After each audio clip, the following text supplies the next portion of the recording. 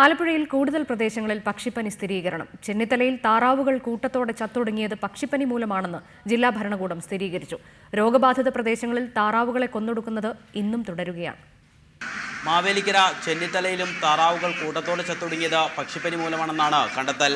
ഇവിടെ താറാവുകൾ ചത്തത് വെറും അണുബാധ മൂലമാണെന്നായിരുന്നു ഇന്നലെ മൃഗസംരക്ഷണ വകുപ്പ് അറിയിച്ചത്. എന്നാൽ ചെന്നിത്തലയിലും H5N1 സ്ഥിരീകരിച്ചതായി ജില്ലാ കളക്ടർ അറിയിച്ചു. ഇവിടെയും താറാവുകളെ കൊന്നൊടുക്കുന്ന നടപടികൾ പുരോഗമിക്കുകയാണ്. പക്ഷിപ്പനി സ്ഥിരീകരിച്ച മേഖലകളിൽ താറാവുകളെ കൊന്നൊടുക്കുന്ന നടപടികൾ ഇന്ന് വൈകുന്നേരത്തോടു കൂടി അവസാനിപ്പിക്കും.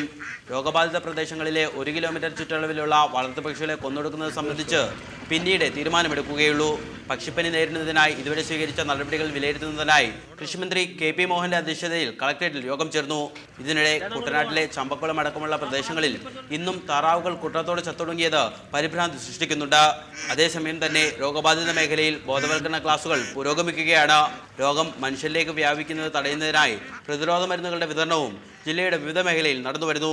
1,00,000 ആളുകളുടെ രക്തസാമ്പിളുകൾ പരിശോധിച്ചെങ്കിലും ആരിലും പക്ഷിപ്പനി സ്ഥിരീകരിക്കാത്തത് ആശ്വാസം നൽകുന്നുണ്ട്. റിപ്പോർട്ടർ, ആലപ്പുഴ.